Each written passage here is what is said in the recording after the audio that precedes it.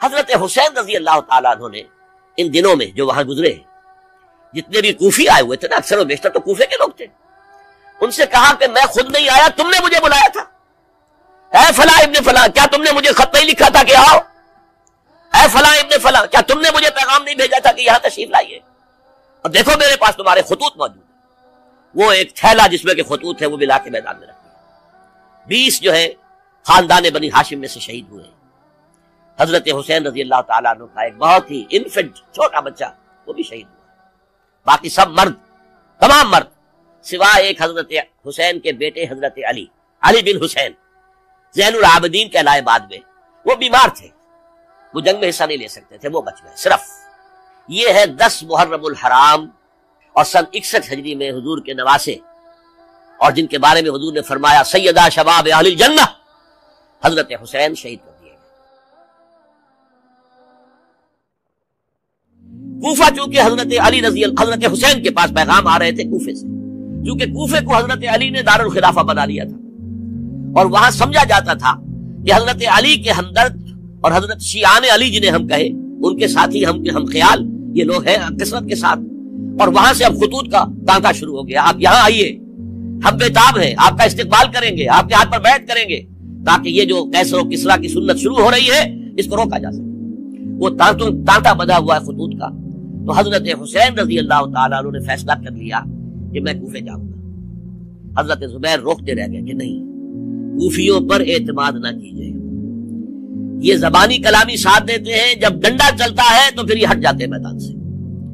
اور حضرت حسین رضی اللہ تعالیٰ عنہ بامروت انسان، شریف النفس انسان، کیسے ممکن تھا غیرت مند غیور انسان وہ کیسے ان کی بات کو رد کر دیتا؟ لہذا اچھا چلو چلتے ہیں کوفے کی طرف۔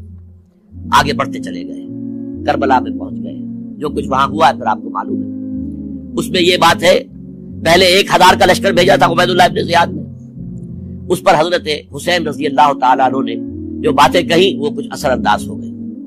ان کا افسر جو تھا حر بن یزید تمیمی، وہ بعد میں حضرت حسین کا حامی ہو گیا، اور حضرت حسین کے ساتھ ہی اس کو بھی شہادت نصیب ہوئی۔ پھر دوسرے کو بھیجا عمرو بن سعد۔ عمرو بن سعد بھی ایک بڑی عظیم شخصیت کا بیٹا تھا، حضرت سعد ابن ابی وقاص جو فاتح ایران تھے، اور جن کو غزوہ احد کے موقع پر حضور نے فرمایا تھا کہ اے سعد تیر چلاؤ، میرے ماں باپ تم پر قربان۔ جبکہ احد میں گھیراؤ کر لیا تھا حضور کا، اور کفار قتل کرنے کے لیے ہجوم کر رہے تھے، اور کچھ حضرات تیر چلا کے انہیں پھینک رہے تھے، دور جو ہے ہٹا رہے تھے، ان میں سے حضرت سعد ابن ابی وقاص بھی تھے۔ پھر وہ فاتح ایران تھے، اسی لیے گورنر بن گئے تھے ایران کے۔ سعد جو ہے ان کا بیٹے، یہ عمرو جو ہے یہ اب ایک بڑے صوبے کا گورنر بھی تھا، اس وقت 4000 آدمی دے کر بھیجا، وہ بھی نرمی کرتا رہا، اس نے کوئی تشدد نہیں کیا، اس کے اندر بہرحال اپنے عظیم باپ کے خون کا کچھ اثر تھا۔ لیکن یہ کہ پھر ابن زیاد کو اطلاع مل گئی کہ عمرو ابن سعد جو ہے وہ تو لے تو لال کر رہا ہے، حملہ نہیں کر رہا، قتل نہیں کر رہا، بلکہ یہ کہ وہ تو اس راستہ بھی دینے کے لیے تیار ہے کہ نہ مدینے کی طرف جائیے اور نہ آپ مکے کی طرف جائیے، نہ کوفے کی طرف جائیے، بلکہ آپ چاہے تو دمشق چلے جائیں، یزید سے اپنا معاملہ کر لیں۔ اس پر ابن زیاد نے پھر وہاں سے خط لکھا ہے، میں نے تمہیں اس کام کے لیے بھیجا تھا، میں نے تمہیں حکم دیا تھا حسین سے میری بیعت لو، یعنی میری بیعت کے ذریعے یزید کی بیعت لو، اور اسے پکڑ کر لا کر میرے سامنے پیش کرو۔ لہذا پھر اس نے ایک بہت خونخوار شخص کو زیادہ فوج دے کر بھیجا ہے، اور وہ جو ہے اس نے آ کر جو ہے شمر نے پھر اس نے فیصلہ کن معاملہ کیا۔ حضرت حسین رضی اللہ تعالیٰ عنہ نے ان دنوں میں جو وہاں گزرے جتنے بھی کوفی آئے ہوئے تھے نا، اکثر و بیشتر تو کوفے کے لوگ تھے، ان سے کہا کہ میں خود نہیں آیا، تم نے مجھے بلایا تھا، اے فلاں ابن فلاں کیا تم نے مجھے خط نہیں لکھا تھا کہ آؤ، اے فلاں ابن فلاں کیا تم نے مجھے پیغام نہیں بھیجا تھا کہ یہاں تشریف لائیے، اور دیکھو میرے پاس تمہارے خطوط موجود۔ وہ ایک تھیلا جس میں کہ خطوط ہے وہ بھی لا کے میدان میں رکھ دیا۔ یہ حضرت حسین رضی اللہ تعالیٰ عنہ کی شرافت اور اپنی صاف دلی، کوئی اس کے اندر عیاری نہیں تھی ان کے اندر، معاذ اللہ ثم معاذ اللہ، لیکن یہ کہ اس کا نتیجہ اچھا نہیں نکلا۔ نتیجہ کیا نکلا؟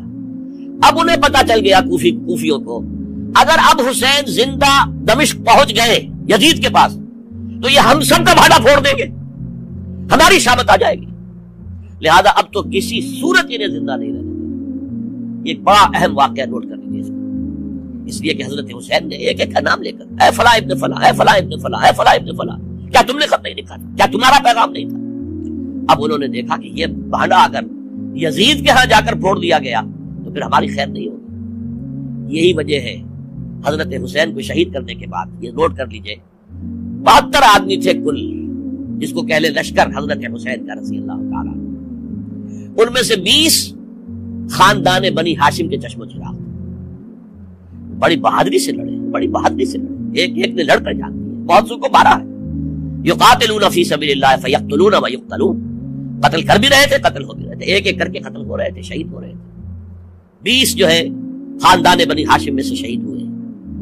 حضرت حسین رضی اللہ تعالیٰ عنہ کا ایک بہت ہی انفنٹ چھوٹا بچہ وہ بھی شہید ہوا، باقی سب مرد، تمام مرد، سوائے ایک حضرت حسین کے بیٹے حضرت علی بن حسین زین العابدین کہلائے بعد میں، وہ بیمار تھے، وہ جنگ میں حصہ نہیں لے سکتے تھے، وہ بچ گئے صرف۔ اچھا، حضرت حسین شہید ہو گئے، یہ ہے 10 محرم الحرام سن 61 ہجری۔ کیا مطلب ہے؟